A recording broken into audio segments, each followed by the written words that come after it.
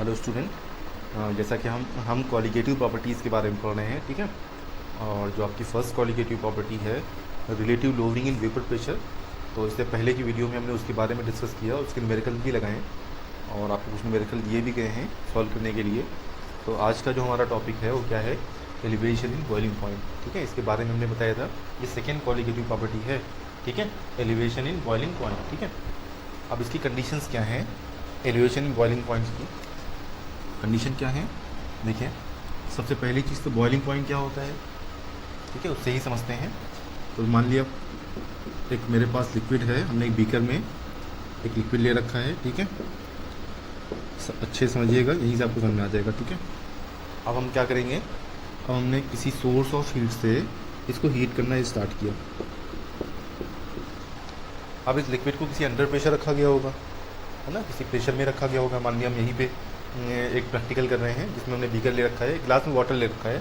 अब उस वाटर पे कौन कौन से प्रेशर अप्लाई होते हैं, मान लिया एटमॉस्फेरिक प्रेशर अप्लाई हो रहा है, ठीक है, क्योंकि एटमॉस्फेयर रखा है, एटमॉस्फेयर से इसमें इसकी अपर लेयर पे प्रेशर लग रहा है, ठीक है।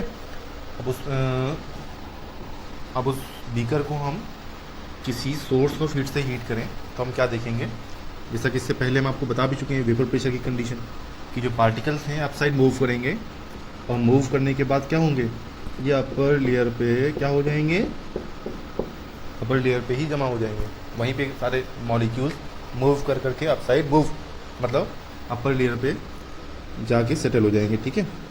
अब इस अपर लेयर पे होता क्या है, एक प्रेशर तो एटमॉस्फेरिक प्रेशर लग रहा है जो ऊपर से नीचे की तरफ, और दूसरा ही पार्टिकल प्रेशर लगा रहे हैं, ठीक है। अब इसकी एक कंडीशन तो ये होती है कि ये पार्टिकल्स एटमॉस्फेरिक प्रेशर से ज़्यादा प्रेशर लगाएं और वेपराइज हो जाएं, ठीक है। वो कंडीशन हो गई, हमने ज़्यादा प्रेशर लगाया, पार्टिकल को ज़्यादा हीट किया, पार्टिकल ने ऊपर प्रेशर लगाया, वेपराइज हो गया, ठीक है। जैसा कि नॉर्मल कंडीशन होती है, किसी भी लिक्विड को हीट करें तो फिर क्या करता है, वेपराइज हो जाता है। अब हम इस वेपराइजेशन के पहले की हम कंडीशन देखें, थोड़ा पहले कंडीशन देखेंगे, तो वेपराइजेशन के ठीक पहले जो ये पार्टिकल्स अपर लेयर पे प्रेशर लगा रहे थे, उस प्रेशर को हम बोलते हैं वेपर प्रेशर, जैसा कि हम पहले पढ़ चुके हैं, ठीक है। अब इस वेपर प्रेशर की कंडीशन के टाइम पे, यानी जब ये पार्टिकल से वेपर प्रेशर अप्लाई कर रहे हैं, अभी वेपराइज नहीं हुए हैं, तो जितना हीट हम दे चुके होते हैं इस लिक्विड को, है ना, जितना हीट हम दे चुके होते हैं, उस हीट को, उस टेम्परेचर को ही बोलते हैं क्या, उस टेम्परेचर को ही बॉइलिंग पॉइंट बोलते हैं। बॉइलिंग पॉइंट यानी जिसमें कोई लिक्विड बॉयल करने लगे। वेपराइजेशन तो उसके बाद की कंडीशन है ना, जिसमें कोई लिक्विड बॉयल करने लगे, ठीक है, नॉर्मल कंडीशन होती है। तो बॉइलिंग पॉइंट क्या होता है, वो टेम्परेचर होता है जिसमें जो पार्टिकल्स की वेपर प्रेशर ही अप्लाई करें, वेपराइज ना हो, ठीक है। ये आपका हो गया बॉइलिंग पॉइंट, ठीक है। अब हम इसी कंडीशंस को थोड़ा सा हम आगे बढ़ाएं, देखिएगा एलिवेशन बॉइलिंग पॉइंट की मीनिंग क्या है। हमने इसी लिक्विड को, हमने इस लिक्विड की सेकेंड केस में हमने लिक्विड यही लिया। अब इस लिक्विड में हमने कुछ सॉल्यूट के पार्टिकल मिला दिया, ये क्या है, ये सॉल्यूट के पार्टिकल्स हैं। अब जैसा कि इससे पहले की हमने क्या पढ़ा, इससे पहले की कॉलिगेटिव प्रॉपर्टी में, कि जब हम किसी सॉल्यूशन में सॉल्यूट के पार्टिकल्स ऐड करते हैं और ज़्यादा, तो क्या होता है, इसका वेपर प्रेशर जो होता है वो डिक्रीज़ हो जाता है, लोअरिंग इन वेपर प्रेशर में कमी आती है, होता है ना। अब मान लिया इसको उसी सोर्स से हम हीट कर रहे हैं, अब हम इसको हीट करें तो क्या होगा, हीट करने में सॉल्यूट जो पार्टिकल्स हैं लिक्विड के, वो अपनी नेचर के अकॉर्डिंग अपसाइड मूव करेंगे और उसी तरह सेटल हो जाएंगे। बस इस कंडीशन में फ़र्क क्या रहेगा, ये एक नॉर्मल कंडीशन है जिसमें एक लिक्विड का अपना वेपर प्रेशर है और उसको उतना ही टेम्परेचर देना पड़ रहा है जितना कि उसके वेपर प्रेशर, मतलब जब ये पार्टिकल वेपर प्रेशर अप्लाई कर रहे हैं बस तब तक ही उसको टेम्परेचर देना पड़ रहा है। लेकिन यहाँ पे क्या है, वेपर प्रेशर पहले से ही कम हो गया, क्यों, क्योंकि हमने सॉल्यूट के पार्टिकल ऐड कर दिए, ये कॉलिगेटिव प्रॉपर्टी है ना। अब जब सॉल्यूट के पार्टिकल ऐड किया तो वेपर प्रेशर में कमी आ गई। अब क्या करना पड़ेगा हमको, इस वेपर प्रेशर के इक्वल लाने के लिए हमको हीट ज़्यादा देनी पड़ेगी। यानी यहाँ पे जो टेम्परेचर होगा वो इसकी कंपेयरिंग में क्या होगा, यहाँ पे वो टेम्परेचर ज़्यादा देना पड़ेगा। मीन्स क्या होगा, इसका बॉइलिंग पॉइंट इसका इस सॉल्यूशन कंपेयरिंग में ज़्यादा होगा, क्यों, क्योंकि इसका प्रेशर कम है ना। क्योंकि लिक्विड बॉयल कब करेगा, जब वेपर प्रेशर ही अप्लाई हो उसके अपर सरफेस में, ठीक है ना। उससे ज़्यादा प्रेशर अप्लाई ना हो ना कम प्रेशर अप्लाई हो, ज़्यादा प्रेशर अप्लाई हुआ वेपराइजेशन हो जाएगा, कम प्रेशर अप्लाई हुआ कुछ असर ही नहीं पड़ेगा, तो हमको उसी वेपर प्रेशर लाने के लिए, क्योंकि यहाँ पे वेपर प्रेशर की कमी आ गई ना, तो हमको क्या करना पड़ा, टेम्परेचर ज़्यादा देना पड़ा। मीन्स क्या हुआ, बॉइलिंग पॉइंट हम इंक्रीज़ हो गया। तो ये जो इंक्रीज़ इन बॉइलिंग पॉइंट है, इसी को हम एलिवेशन इन बॉइलिंग पॉइंट के नाम से जानते हैं। अब क्योंकि ये एलिवेशन मीन्स जो इंक्रीज़ हो रहा है किसकी वजह से हो रहा है, जब हम सॉल्यूट के पार्टिकल ऐड कर रहे हैं। जब तक सॉल्यूट ऐड नहीं हुआ था, लिक्विड की अपनी पर्टिकुलर अपनी प्रॉपर्टी थी, लिक्विड को अपना फिक्स वेपर प्रेशर था, फिक्स बॉइलिंग पॉइंट था, सारी चीज़ें ठीक थी। लेकिन जैसे ही हमने इसमें सॉल्यूट के पार्टिकल ऐड किए तो क्या हुआ, इसके वेपर प्रेशर में कमी आ गई। वेपर प्रेशर में कमी आने की वजह से इनकी बॉइलिंग पॉइंट इंक्रीज हो गया। इसकी वजह से क्या हुआ, इसकी वजह से क्या हुआ, इसमें एलिवेशन बॉइलिंग पॉइंट इंक्रीज हो गया। ठीक है, तो जब सॉल्यूट के पार्टिकल चेंज करें और जो प्रॉपर्टीज़ चेंज हो जाए, इस टेम्परेचर की प्रॉपर्टी है, सॉलिड के पार्टिकल में ऐड किया, टेम्परेचर चेंज हो गया, बॉइलिंग पॉइंट चेंज हो गया, तो इस प्रॉपर्टी को क्या बोलते हैं, कॉलिगेटिव प्रॉपर्टी बोलते हैं। तो ये आपका हो गया elevation in boiling point. Define किस तरह करेंगे, डिफाइन करेंगे increase in boiling point, increase in boiling point due to lowering in vapour pressure. Lowering in vapour pressure की वजह से जो बॉइलिंग पॉइंट पे इंक्रीज हो रहा है, उस इंक्रीज को ही बोलते हैं हम क्या, एलिवेशन इन बॉइलिंग पॉइंट। ठीक है, अब ये हो गया आपका एलिवेशन इन बॉइलिंग पॉइंट। अब हम इसको किस तरह इंडिकेट करेंगे, इंडिकेशन क्या होगा। अब हमने मान लिया यहाँ पे जो सॉल्यूशन का जो बॉइलिंग पॉइंट था, मान ली यहाँ पे सॉल्यूशन का बॉइलिंग पॉइंट है TB, क्या है, टेम्परेचर ऑफ बॉइलिंग है ना, TB से इंडिकेट करेंगे। अब जो है यहाँ पे क्योंकि प्योर लिक्विड ले रखा है हमने, तो प्योर के लिए हम क्या लगा देते हैं, T0 ये वैल्यू क्या है, ये वैल्यू कम है। यहाँ पे क्या हुआ, जो सॉल्यूशन में सॉल्यूट के पार्टिकल ऐड किए, तो यहाँ पे BP कितना हो गया, temperature of boiling point TB हो गया। तो अब जो इसमें चेंज आ रहा है, इंक्रीज आ रहा है, चेंज इन TB, यानी कि चेंज इन बॉइलिंग पॉइंट। किस तरह, कितना चेंज आ रहा है, बाद वाला बॉइलिंग पॉइंट ज़्यादा है, उसमें से हम माइनस कर दें पहले वाले बॉइलिंग पॉइंट को, T0 को। ठीक है, तो इसे ही बोलते हैं एलिवेशन इन बॉइलिंग पॉइंट। ये आपका फॉर्मूला हो गया, delta TB equal to TB minus TB0। ठीक है, इसका एक डेरिवेशन है जो कि काफ़ी इंपॉर्टेंट है। ठीक है, इसको अच्छे से उस डेरिवेशन को देखिए। ठीक है, समझ में आ गया ना। अब देखिए,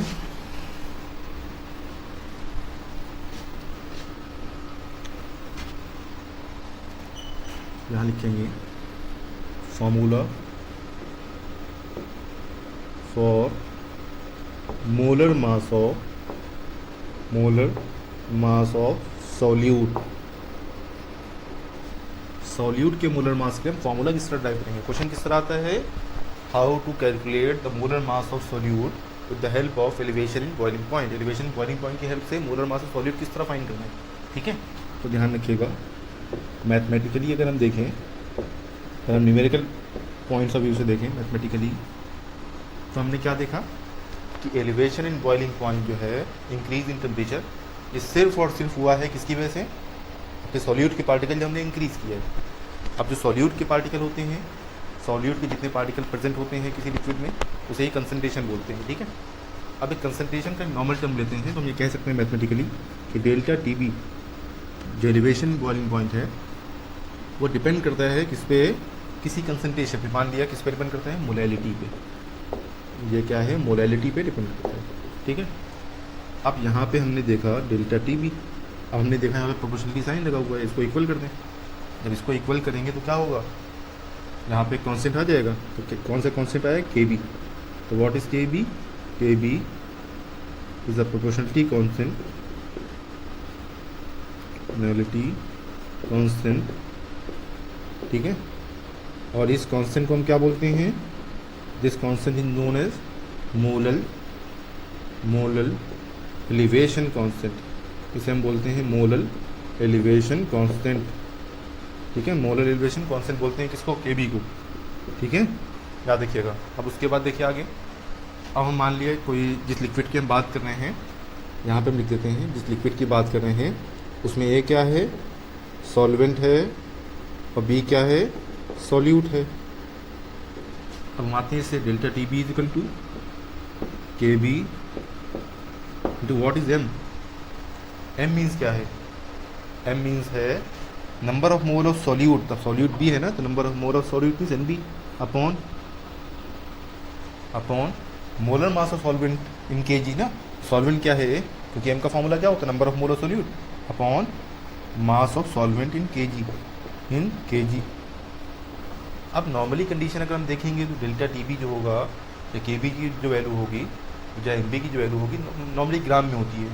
तो इस एम इन के जी को अगर हम हटाएं, इसको हम नॉर्मली ग्राम में करें तो हमको क्या करना पड़ेगा, 1000 का मल्टीप्लाई करना पड़ेगा। तो ये आपका आ गया, हमने एम की वैल्यू क्या होगी, number of mole of solute upon mass of solvent इन के जी। अब दिया होता है नॉर्मली ग्राम में, तो हमने इसमें 1000 का मल्टीप्लाई कर दिया ताकि यहाँ पे हम ग्राम में ही वैल्यू रखें और ऊपर हमने 1000 का मल्टीप्लाई कर रखा है, ठीक है। क्योंकि 1 gram is equal to 1/1000 kilogram ना, तो delta T B equal to K B. अब यहाँ पे जो एन बी है वो क्या है, number of mole of solute. Number of mole of solute क्या होता है, mass of solute means W B upon molar mass of solute means M B. Number of mole of solute mass upon molar mass in 2000 upon पहले से क्या present है, W A present है।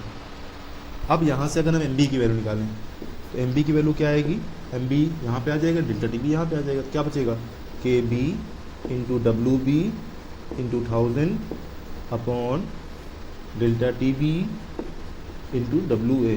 तो ये आपका हो गया formula for finding the value of M B, molar mass of solute. B mean solute ना, तो मोलर मास ऑफ सॉल्यूट किसकी हेल्प से, with the help of delta T B means elevation boiling point and K B means molar elevation constant, ठीक है। अब इसकी help से हम ये फार्मूला अप्लाई करेंगे, M B equal to K B into W B into 1000 upon delta T B into W A, और इस फार्मूले की हेल्प से हम क्या निकालेंगे, मोलर मास, ठीक है। अब इसके आपके एनसीईआरटी बुक में कई सारे क्वेश्चन दिए हुए हैं इस टॉपिक के, ठीक है।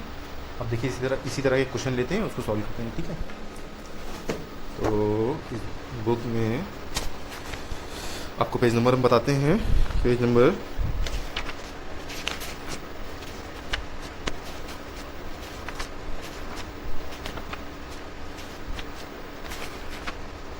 57 पे क्वेश्चन दिया हुआ है, ठीक है। क्वेश्चन नंबर 10, ठीक है। क्वेश्चन नंबर 10 किस तरह सॉल्व करेंगे, ठीक है। ध्यान से देखिएगा, हम क्वेश्चन पढ़ रहे हैं और क्वेश्चन की जितनी भी रिलेटेड इंफॉर्मेशन है उनको नोट करेंगे, ठीक है। क्वेश्चन है boiling point of water at 750 mmHg with 99.63 degree Celsius.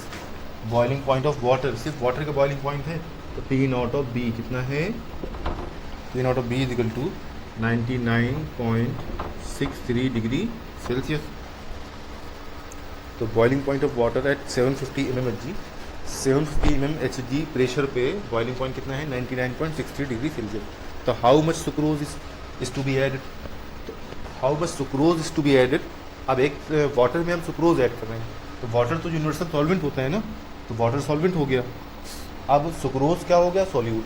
अब क्वेश्चन कह रहा है how much sucrose is to be added, means amount of solute हमको निकालना है, डब्ल्यू बी हमको कैलकुलेट करना है, ठीक है। अब डब्ल्यू बी कैलकुलेट करना है, how much sucrose to be added to 500 gram of water. Amount of solvent कितना है, 500 ग्राम ऑफ वाटर, ठीक है। Such that it boils at 100 degree Celsius. और किस लिए ऐड करें, ताकि जो अब सॉल्यूशन बने इन दोनों का, सुक्रोज का वाटर का, उसमें जो बॉइलिंग पॉइंट हो कितना हो, 100 डिग्री सेल्सियस हो ना। Such that it boils at 100 degree Celsius, ये 100 डिग्री सेल्सियस पे बॉइल करें, ठीक है। यहाँ पर 10 क्वेश्चन है, ठीक। अभी दिया हुआ है कितनी सुक्रोज ऐड करना है ये हमको बताना है, ठीक है। अब देखिए एक वाटर के लिए जो केबी की वैल्यू होती है वो फिक्स होती है, कितनी होती है, the value of KB for water means for H2O means molar elevation constant for water. अब वाटर के लिए मोलर एलिवेशन कांस्टेंट कितना होता है, KB for benzene, and page number 51 पे दिया हुआ है लास्ट में, KB for water is equal to 0.52 kelvin kilogram per mole, ठीक है। ये आपको क्वेश्चन में दिया जाएगा, और अगर नहीं दिया जाता है तो कुछ चीज़ों के लिए, लाइक वाटर के लिए, बेंजीन के लिए इसकी वैल्यू याद कर लीजिएगा, ठीक है। तो वाटर के लिए इसकी वैल्यू 0.52 केल्विन किलोग्राम पर मोल फिक्स होती है, ठीक है। अब क्योंकि हमने अभी पढ़ा एक फार्मूला, क्या, M B is equal to K B into W B into 1000 upon delta T B into W A. ये फार्मूला है, हमको कैलकुलेट क्या करना है, डब्ल्यू बी। अब डब्ल्यू बी की वैल्यू जब कैलकुलेट करेंगे तो डब्ल्यू बी इक्वल टू सब डिवाइड से मल्टीप्लाई में M B into delta T B into W A, divide से मल्टीप्लाई में, और ये दोनों चीज़ें डिवाइड में के बी इंटू 1000। अब हम सारी वैल्यूज़ को यहाँ पे निकालेंगे और लिखेंगे। सबसे पहली चीज़ तो मोलर मास ऑफ सॉल्यूट। अब यहाँ पे हम निकालते हैं मोलर मास ऑफ सॉल्यूट, ठीक है। तो हम इसको रफ कर देते हैं फॉर्मूले को। अब यहाँ पे हम क्या निकालेंगे, सबसे पहली चीज़, अब सॉल्यूट है क्या, सुक्रोज। सुक्रोज का फॉर्मूला क्या होता है, molar mass of sucrose, formula क्या होता है, C12H22O11।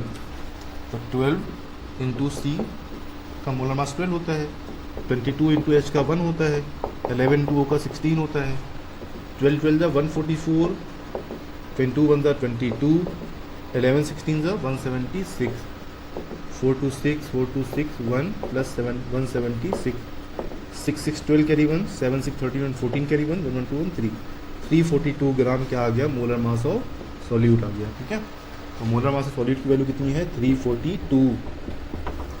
What delta T B क्या है, डेल्टा टी बी। अब यहाँ पे हम निकालते हैं डेल्टा टी बी। हमने क्योंकि अभी आपको बताया जब डिफाइन किए थे हम तो उसने क्या बताया था, डेल्टा टी बी क्या होता है, T B minus T nought of B. T B कितना है 100 degree Celsius, minus T nought of B कितना है 99.63, कितना आ जाएगा 0. कितना आ जाएगा 63 770 और 37 आ जाएगा 0.37 डिग्री सेल्सियस, ठीक है, डेल्टा टी बी, ठीक है। अब क्योंकि देखिए